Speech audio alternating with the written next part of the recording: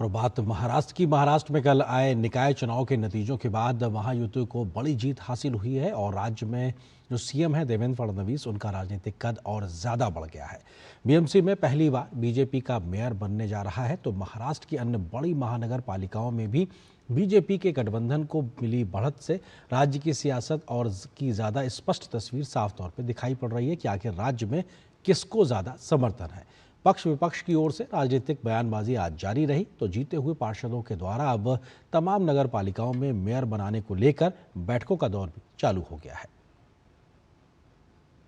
महाराष्ट्र विधानसभा चुनावों में महायुति गठबंधन ने प्रचंड जीत का परचम लहरा दिया। महायुति पहली बार मुंबई की सत्ता में आई, तो वहीं दूसरी तरफ विपक्ष बिखर गया। महायुति ने एक तरफा प्रदर्शन करते हुए चुनावों में बड़ी जीत हासिल की। राज्य चुनाव आयुक्त के मुताबिक 29 नगर निगमों की सभी 2869 सीटों के परिणाम आ चुके हैं। इस चुनाव में बीजेपी ने 1425 सीटें जीती हैं। एकनाथ शिंदे की शिवसेना को 399 और अजीत पवार की नेशनलिस्ट कांग्रेस पार्टी को 167 सीटों पर जीत मिली है। इसके अलावा नागपुर, पुणे, ठाणे, नवी मुंबई, पिंपरी चिटवाड़ और नासिक में भी भाजपा गठबंधन को ही जीत मिली है। वहीं कांग्रेस 324, यूबीटी 155, शरद पवार एनसीपी गुट ने 36 और 19 सीटों पर निर्दलीय उम्मीदवारों ने जीत हासिल की। महाराष्ट्र इस बार पूरे तरीके से मोदी जी के साथ, बीजेपी के साथ, अलायंस के साथ था और कांग्रेस पार्टी हो चाहे कोई और पार्टी हो, इनको एक प्रकार से महाराष्ट्र की जनता ने बड़ी शिकस्त दी है। कहाँ है कांग्रेस पार्टी? कहाँ गई शिवसेना ठाकरे साहब की? आपने ठाकरे साहब के सिद्धांतों का सम्मान नहीं किया।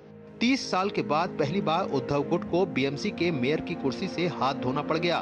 बीएमसी में 227 वार्ड के नतीजों में बीजेपी ने 89, शिवसेना ने 29, कांग्रेस ने 24, शिवसेना यूबीटी ने 65 और एमएनएस ने 6 सीटें जीती हैं।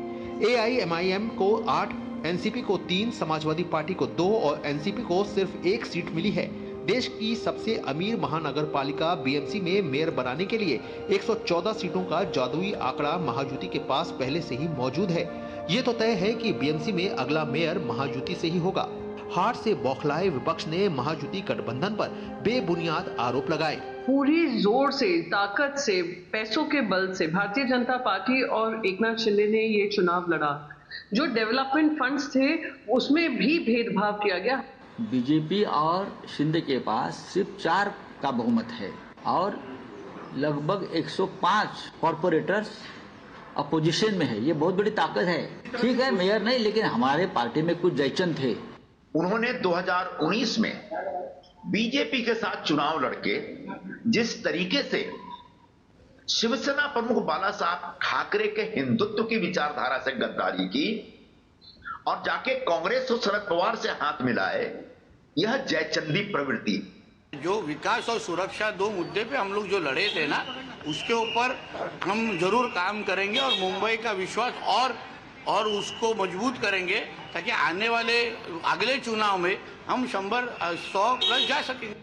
वहीं कांग्रेस ने भाजपा पर घटक दलों को खत्म करने का इल्जाम लगाया। महाराष्ट्र निकाय चुनाव में असदुद्दीन ओवैसी की पार्टी के एआईएमआईएम के 125 पार्षदों ने जीत हासिल की। जो घटक दल हैं जो उनके साथ थे, उनका अस्तित्व खत्म हो गया, उनका अस्तित्व मिट गया।